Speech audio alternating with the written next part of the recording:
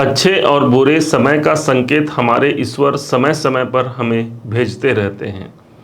क्यों कोई दिन हमारा बहुत अनुकूल जाता है तो वहीं किसी दिन पर हम बहुत अशांत और परेशान रहते हैं। माना जाता है कि किसी भी समय को जानने का सबसे अच्छा उपयोगी जो प्रभाव तरीका है वह है ज्योतिष शास्त्र। ज्योतिष को वेदों का चक्षु कहा गया है और इसी माध्यम से आज हम जानेंगे कि मेष राशि के जीवन में नवंबर सन 2024 में कौन कौन सी घटनाएं घटित होंगी, कौन सी तारीखें ऐसी होंगी जो तारीखें आपके लिए बेहद सफलता कारक और उन्नति कारक साबित होंगी और कौन सी तारीख में हमें सतर्क रहने की आवश्यकता भी रहेगी। उपाय सहित इस विश्लेषण इस बारीकियों को हम समझने जा रहे हैं। सभी मेष राशि के भाई बहनों का हार्दिक अभिनंदन है। मैं ज्योतिष आपके समक्ष उपस्थित हूँ, पंडित कृष्णकांत चतुर्वेदी। आज हम जानते हैं कि इस समय पर नवंबर के महीने पर ऐसे कौन से प्रयास हम कर सकते हैं जिसके माध्यम से श्रेष्ठ सफलता का मुकाम हमें हासिल हो सकता है। सबसे पहले प्रारंभ करते हैं आपके अपने राशि के स्वामी मंगल देव से।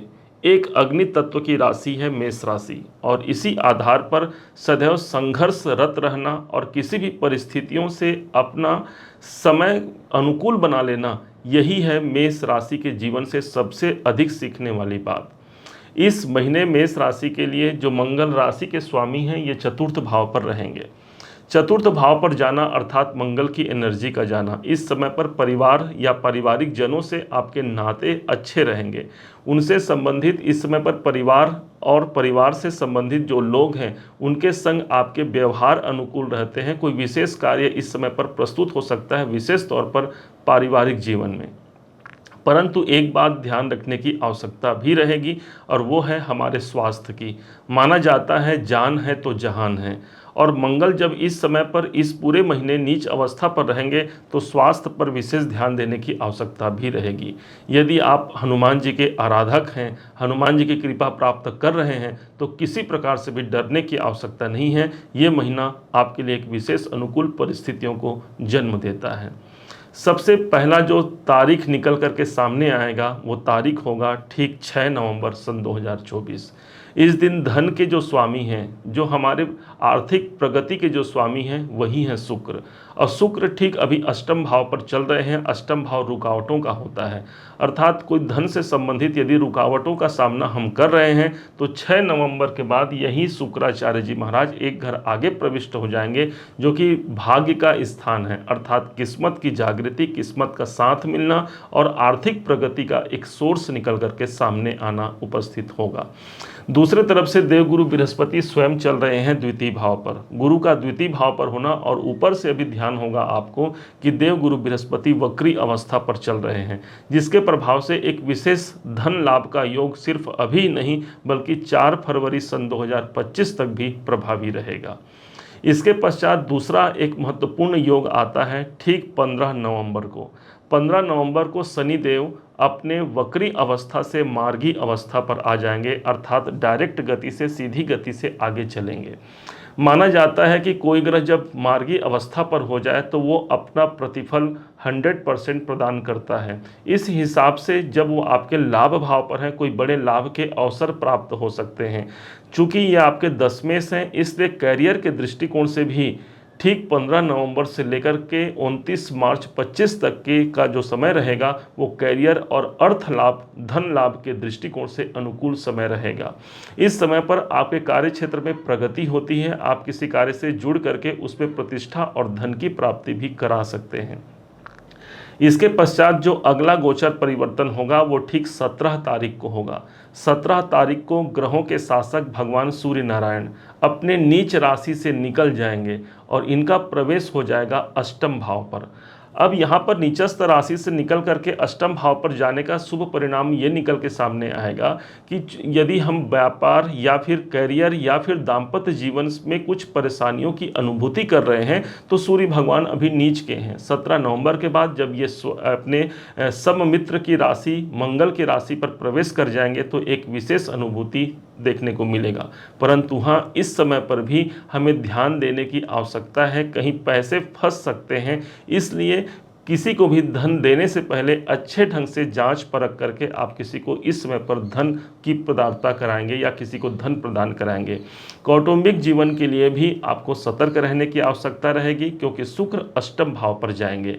यदि आप माता दुर्गा की आराधना करते हैं, यदि आप श्री सूक्त का पाठ करते हैं, तो ये शुक्र के शुभ परिणाम हमें प्राप्त जरूर होते हैं।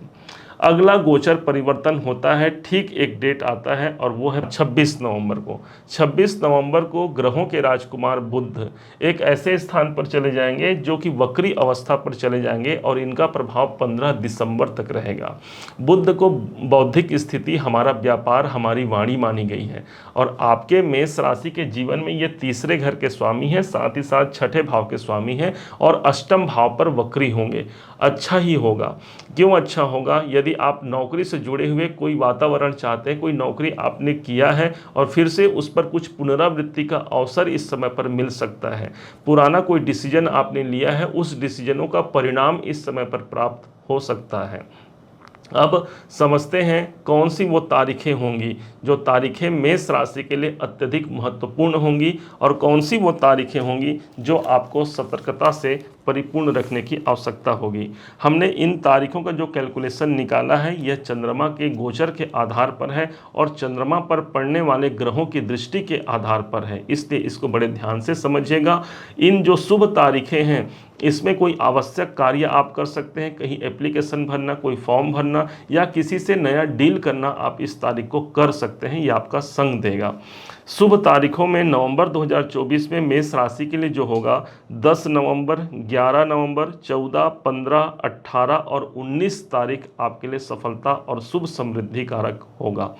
वहीं पर जिन तारीखों में हमें सतर्क रहने की आवश्यकता भी रहेगी वो तारीखें होंगी 3 नवंबर, 4 नवंबर, 5, 12, 13, 21, 22 और 30 तारीख हमें सतर्कता से परिपूर्ण रखने की आवश्यकता होगी। इन तारीखों में भी यदि आवश्यक कार्य करना पड़ भी जाए तो अपने गुरुवर का आशीर्वाद लेकर के अथवा अपने इष्ट देव का सुमिरन करके उस कार्य को प्रारंभ करा सकते हैं। इस महीने जो विशेष रेमेडी आपको करनी चाहिए वो है सिंदूर का दान करना हनुमान जी महाराज पर, क्योंकि मंगल नीच के रहेंगे, अर्थात मंगल का जो तत्व है वह सिंदूर अर्थात लाल रंग है। जब हनुमान जी महाराज पर हम लाल सिंदूर अर्पण करते हैं तो हनुमान जी को प्रसन्नता प्राप्त होती है। कहा जाता है हनुमान को खुश करना आसान होता है, सिंदूर चढ़ाने से सब काम होता है। पुनः एक बार फिर आप सभी का दिवस बहुत मंगलमय हो। इन्हीं शुभकामनाओं के साथ इस वीडियो को अब हम विराम करते हैं। उम्मीद है आप सबने इसे समझा है, आप सबने इसे जाना है। यदि आपने इसे समझा है, जाना है, मेरे समझाने का प्रयास यदि आपको सार्थक लगा हो, मेरे समझाने का तरीका यदि आपको सार्थक लगा हो, तो अपना प्यार भरा लाइक और कमेंट करना कभी मत भूलिएगा। और हाँ, यदि अभी तक आपने चैनल को सब्सक्राइब नहीं किया है, सब्सक्राइब जरूर कीजिएगा। पुनः एक बार फिर आप सभी का दिवस बहुत मंगलमय हो। इन्हीं शुभकामनाओं के साथ जय श्री राम।